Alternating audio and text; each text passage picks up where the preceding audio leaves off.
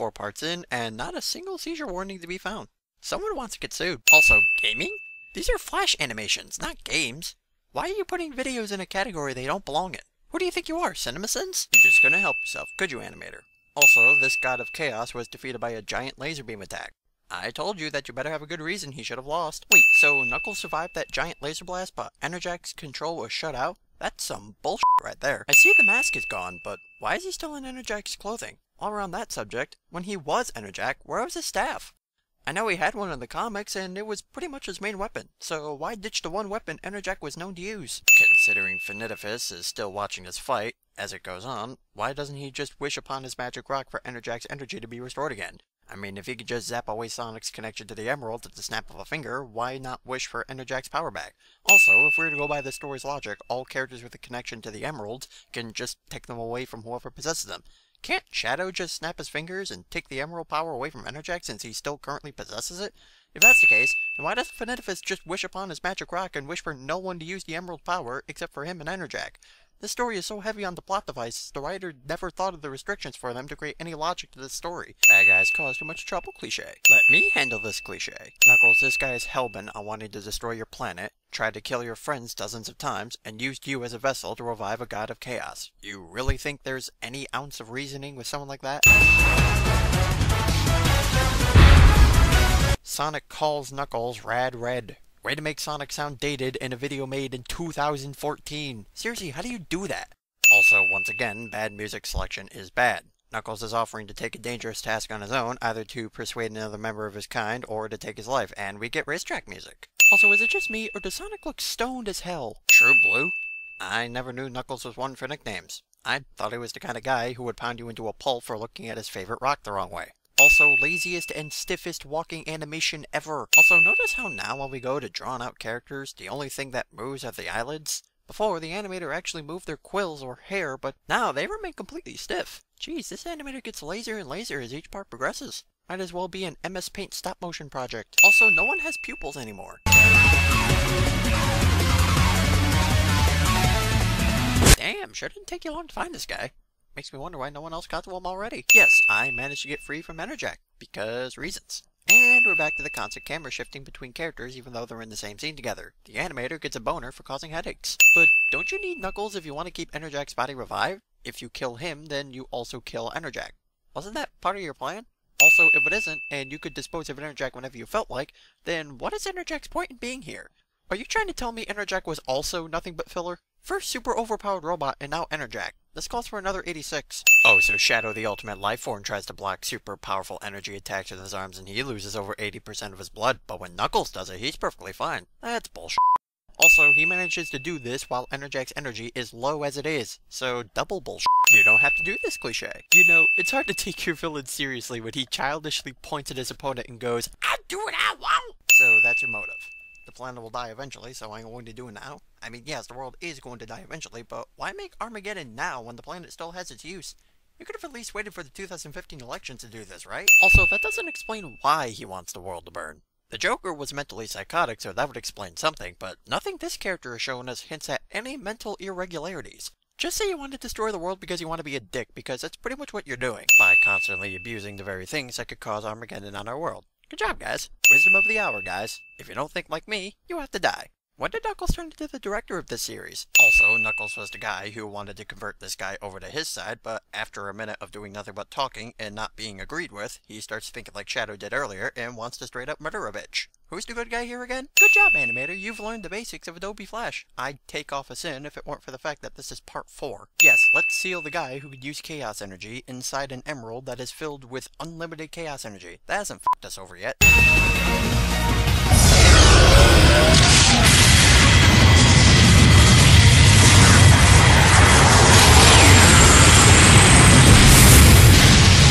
Wait, what?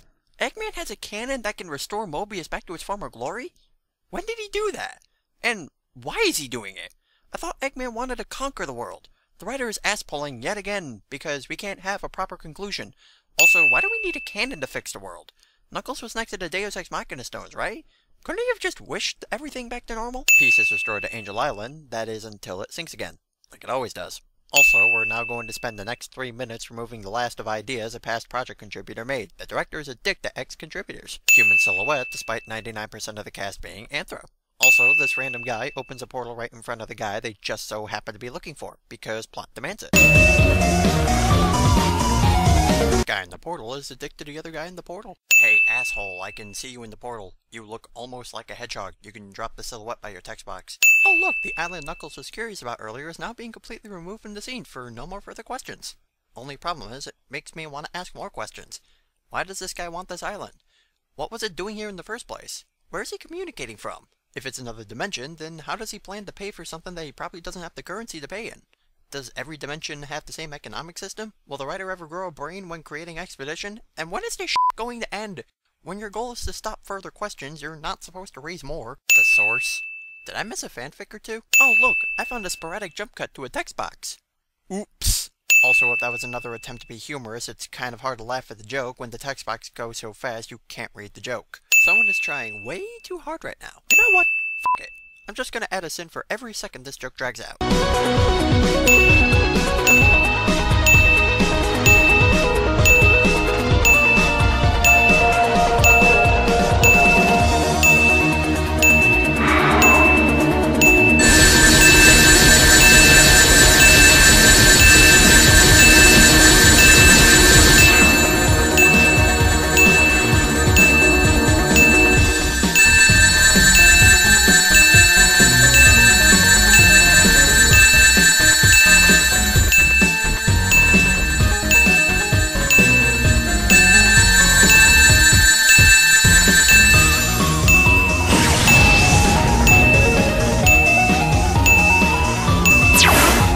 Now to pick up what we missed. Golden showers.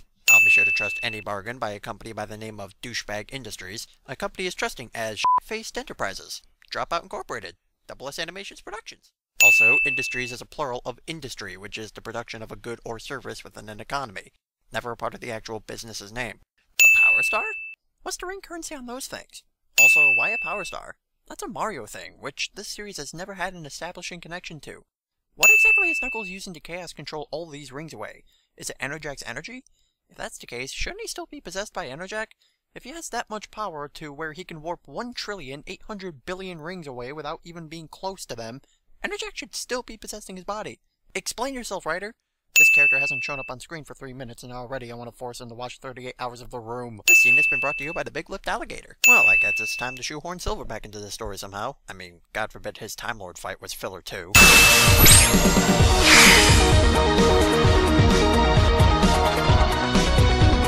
Repetitive dialogue. This is the most painfully ironic part of the entire episode. Silver is trying to fix timelines in a series where the writer himself can't make a coherent chronology of this series. First it's a branching sub-arc, then it's a season finale, then it just becomes whatever it wants. Plus, this scene creates bigger plot holes by mentioning events that could only happen if this were a season finale, but is being labeled as a branching sub-arc that will eventually line itself up with the official story. But those events already happened upon mentioning them in the scene. This episode has no clear timeline placement. It fails as a branching sub-arc because it states events from the main series as if they already happened. It fails as a sequel because it doesn't establish anything that makes it branch off of the existing events from the main story. It fails as an adaptation of the games because it doesn't follow the game's lore. And it fails as an adaptation of the Archie comics because it doesn't follow the comics lore.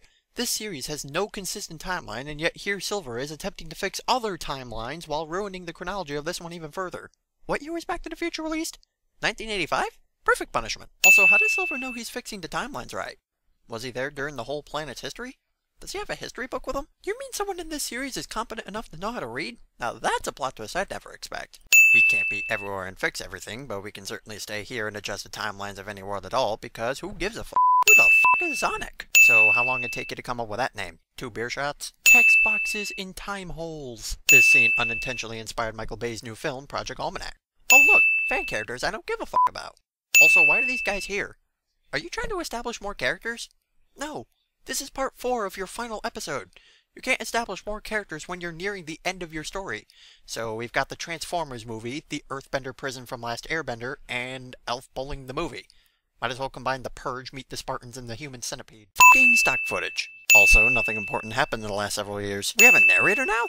We never had a narrator to start off with, and now all of a sudden we have a narrator? Also, narration! Also, that overly drawn-out joke with Merlo and the Source, which totally broke the rule of the characters, by the way, was another plot point to explain how Mobius got the money to make repairs to their destroyed town.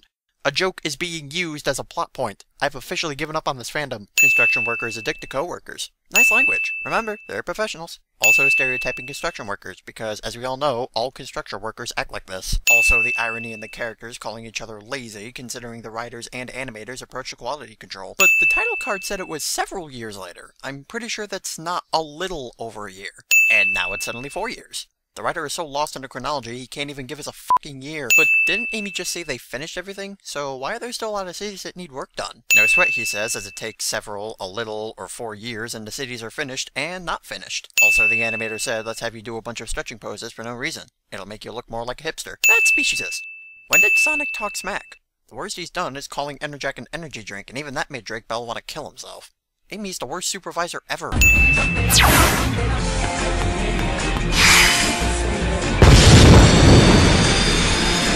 Why does Shadow need a pickup truck? He just teleported those barrels away to another work area, so why doesn't he just keep doing that? Also, Rouge can fly. Why doesn't she just fly to the work area and drop the things off? Shadow and Rouge are lazy workers. Also, this scene and previous scene do not contain lap dance. Shoehorning Tails into the plot just to keep him relevant. You guys have left Eggman Nega in your dimension run free for over 40 minutes. If he hasn't done anything to the dimension yet, then he truly is incompetent. Also, you mean to tell me Silver just threw Eggman Nega back into his dimension with no concern where he would end up? Silver, you twat. And random Yoshi, despite still not having a single connection to Mario. Yoshis don't live on Mobius, do they? Also, contributor cameos. Now they too can look back and see their characters participate in this clusterfuck of a fan series. You see that guy right there? That's me. I was in this.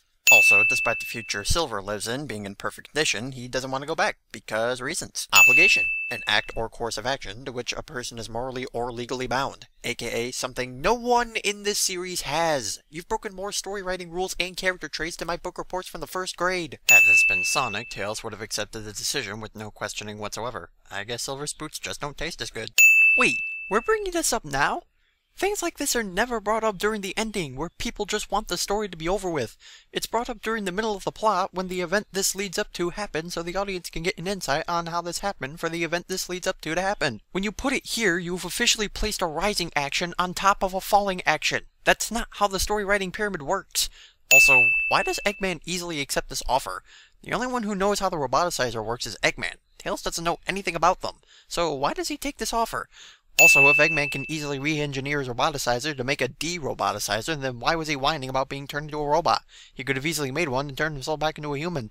Also, how is it that during this story, Eggman's roboticizer isn't even near completion, but he can make a fully functioning de-roboticizer in less than 40 minutes? That is some major bullshit right there. Sword Art Online's ending unintentionally inspired the clusterfuck from this episode's ending. That gives me an idea. You won't botch my next scheme cliche.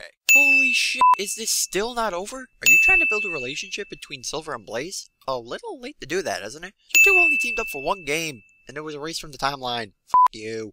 Also, this scene doesn't contain a lap dance. Blaze is a dick to Silver. Also, despite Blaze saying Silver is naive, she still agrees with his plan. This moment between Silver and Blaze only lasts for about a minute. Them feels, man. 5 years? If you were a smart villain, you'd be using this worldwide construction to your advantage and conquer them already. Why do you have to wait 5 years to do that? Random Buffalo. So, Eggman makes his robots aid the construction instead of enslaving everyone when they're vulnerable and create his empire in his image. Also, if you're just going to conquer the world to create your empire anyway, then why are you even bothering with helping the reconstruction? I'm adding 300 because the writer fails at portraying evil geniuses properly. Eggman, an evil genius, who is the one mostly conquering this planet, is saying this planet has seen too much destruction. You're not covering your ass, you're being a hypocrite. Oh look, more fan characters no one gives a fuck about. Now that guy looks stoned as hell. This guy also looks very seductive. Sad to say, I still have no boner. Gambit the Hedgehog. Also, why doesn't he do that to the pickup truck too? That's still a shit in it. Fan characters addict to other fan characters. I'm not intentionally crying, I'm just upset that someone close to me passed away and there was nothing I could do about it. How dare I not be made of stone? And the writer's forgotten much more, but pointing out those faults gets me shunned. Thank you, humanity. You failed me yet again. Hey, asshole, there's a difference between not being responsible for someone's death and feeling attached to them. Also, this moral's basically telling me that you shouldn't feel sad towards someone close to you dying, because it wasn't your fault they died. So, I could murder your parents, your siblings, and your pets, and you can't be sad about it because you didn't do it. I did. This is a really heartless moral, so we're not allowed to feel any emotions towards the death of someone close to us at all because it wasn't our responsibility. The writer's a heartless c***. Just for that, I'm really punishing the sin total, and this time you should be sad because you're entirely responsible for it. Yes, let's keep reminding the guy who's upset about not being able to help their friend that there was nothing they could do to help his friend. And the guy he's saying this to agrees with every little thing. It's official. I hate every character in the series. There's only 2 shows that's managed to do that. Well, looks like you're up there with shows like Breadwinners and Kid vs. Kat. Oh, so we shouldn't mourn over someone close to us dying because others have gone through worse. I'll be sure to remind you of that once I'm done slaughtering your entire family. Hey, you can't cry over your family dying. There's children starving in Africa. Also, how does this help? The guy died knowing there's others he could be helping but can't because he's taking the big dirt nap. Can this character please stop talking? They're not helping the situation at all. Hey Sonic, why are you upset about what happened to Finetificus? After all, you heard the moral, right? It wasn't your fault, so don't be upset about it. Also, Knuckles is back to being in his battle sprites. Did 16-bit Knuckles just get bored? You won't bring back the others in your tribe because they stayed to pay their sins, but you were more than happy to try to make someone who wanted nothing more than death and carnage back into your life. This Knuckles is dumber than Sonic Boom's interpretation of the character, and that one was intentional. Also, speaking of sins, Sonic appears to be proposing gay sex to Knuckles. Does that mean we'll finally get that lap dance? Between 2 dudes, but get what you can. Also, Sonic's fist is now bleeding thanks to the spikes on Knuckles' glove. Thanks, Dick. Hopefully by next time this series has a new writer. Also, discount Ghostbusters for NES. May all those who died rest in peace. Don't mourn for them though, because it wasn't your fault they're dead. Yes, it's finally over, guys. Let's rejoice with the fight scene, for some reason. Also, poorly constructed credits. The only thing getting credited is the sprite work and nothing else. There's no credit to the music being used, no credit to the maker of the special effects, the sound libraries. He doesn't even credit his own writer for writing the story. Hell, he doesn't even credit himself for the animation. Also, this is the only time Sonic, Shadow, and Silver are actually fighting in character. The one and only time where someone is actually in character for once. And it takes until the fucking credits to make that happen.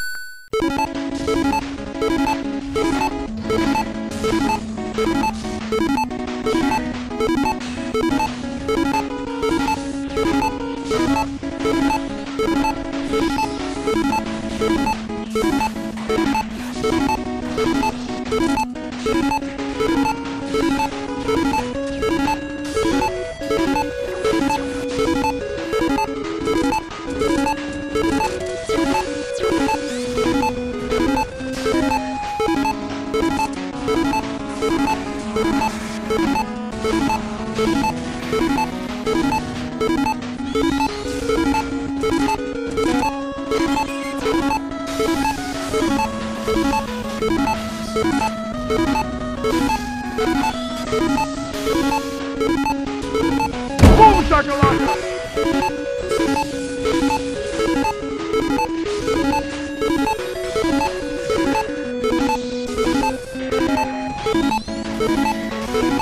Boom shakalaka!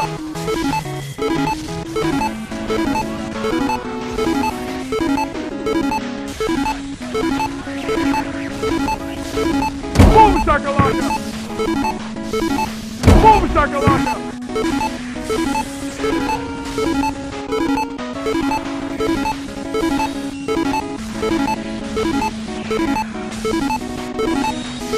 I'm Michael Bay!